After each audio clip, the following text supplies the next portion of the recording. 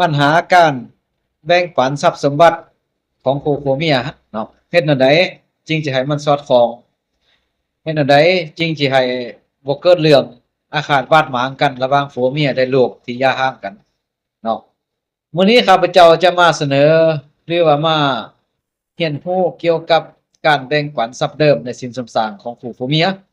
เนาะเออ อยู่ในประมวลกฎหมายแพ่งมาตรา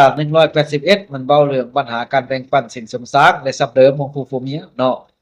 ในกรณีที่ว่าคู่ผัวเมียมีการหย่าร้างกันเนาะจะมีลูกอยู่นำหรือบ่มีอยู่นำเนาะถ้าหากว่ามันมีกรณีการหย่าร้างกันเกิดขึ้นเนี่ยแน่นอนแล้วมันก็ต้องเว้าถึงเรื่องทรัพย์สมบัติเนาะเป็นต้นกับทรัพย์เดิมสินสมทรัพย์หรือลูกหรือหนี้สินมันก็ต้องเกี่ยวข้องกันเนาะ ฉะนั้นแล้วเราจะทำการแบ่งปันอะไรให้มันสอดคล้องกันเนาะก็โดยอิงใส่มาตรา181ของประมวลกฎหมายแพ่งนี้เนาะหมายความว่าทรัพย์เดิมเนาะทรัพย์เดิมของฝ่ายใดก็ให้ตกเป็นของฝ่ายนั้นยกตัวอย่างว่าชาวก้อและนางขอเอากันเนาะเป็นผัวเมียก่อนเอากันเป็นผัวเมียหั่นนะเนาะผู้ใดมีหยังเนาะก็ถือว่าเป็นทรัพย์เดิมของผู้นั้นเนาะยกตัวอย่างชาวก้อมีรถจักร1คันก่อนเป็นมีคำ1บาทก่อนกันเป็นผัวเมียเนาะก็ถือว่า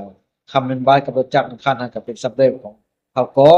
บัดหย่าร้างกันแล้วก็ตกเป็นกรรมสิทธิ์ของชาวก้อเนาะนางขอมีดิน1ตอนก่อนแต่งงานกับชาวก้อหั่นเนาะบัดหย่าร้างกันแล้วกรรมสิทธิ์ก็ตกเป็นของนางขอเนาะโดยบ่จำเป็นบ่ต้องมาแบ่งสรรปันส่วนกันเนาะที่ว่าของฝ่ายใดก็ให้ตกเป็นของฝ่ายนั้นเนาะบัดนี้อันที่2มานี้เนาะเกี่ยวกับปัญหาสินสมทรัพย์เนาะสินสมทรัพย์หมายความว่าถ้าหย่าร้างกันแล้วก็ให้แบ่งกันคนละครึ่งเนาะถ้าหากว่ามันบ่มีปัญหาหยังใดเนาะถ้าหากว่ามันฝ่ายใดฝ่ายหนึ่งบ่เป็นต้นเหตุของการหย่าร้างให้แบ่งครึ่งเลยเนาะเออมีเงิน100ล้านก็แบ่งกันคนละ50ล้านก็แล้วเนาะเว้นแต่ว่ามันมีกรณีเว้นแต่ว่าเนาะผัวหรือว่าเมียหากเป็นผู้กระทำผิดเนาะในสถานทำมิจฉาจารการฉ้อโกงการยักยอกสินสมทรัพย์เนาะเออสมมุติว่าซื่อน่ะเนาะการทำมิจฉาจารคือข้าพเจ้าก็เคยเว้าเด้เนาะเจ้ามีผัวหรือมีเมียแล้วแต่ไปลิ้นสู้กับหญิงอื่นหรือชายอื่นไปเสกสมกับหญิงอื่นหรือชายอื่นเนาะเป็นกรณีเฮ็ดให้เป็นสาเหตุของการหย่าร้าง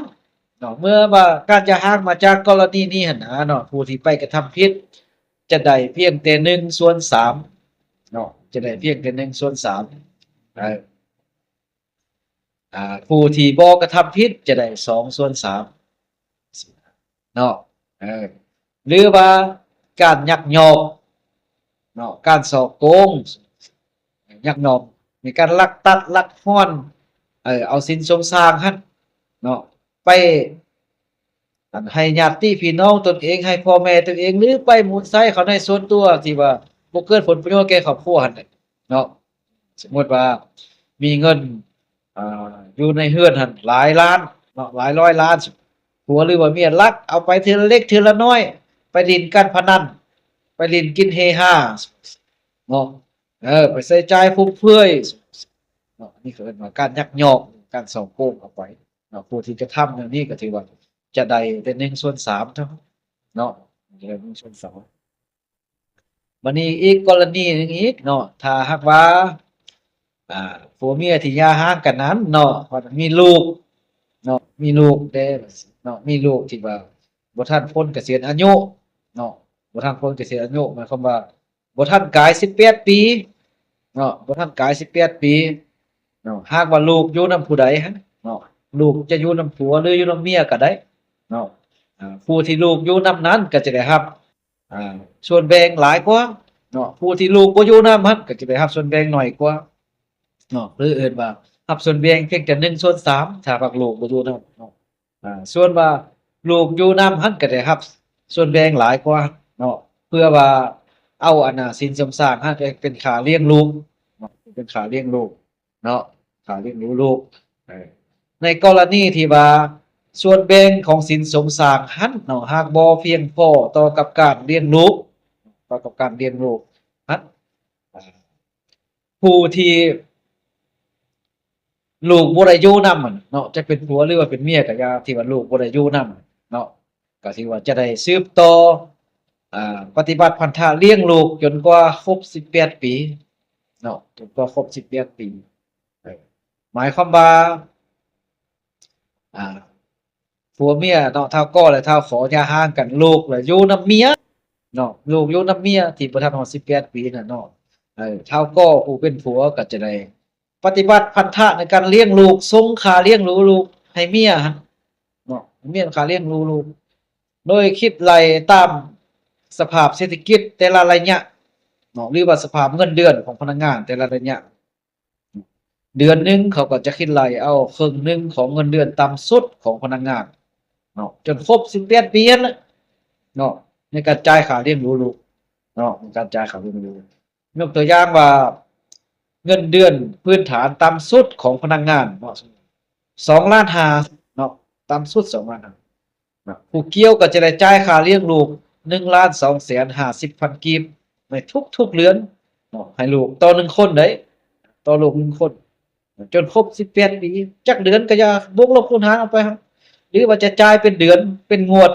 เนาะจะจ่ายวันเดียวก็แล้วแต่ความสามารถซึ่งจังซี่นะเนาะในสืบต่อปฏิบัติพันธะในการเลี้ยงดูลูกคั่นเนาะบัดนี้กรณีที่ว่า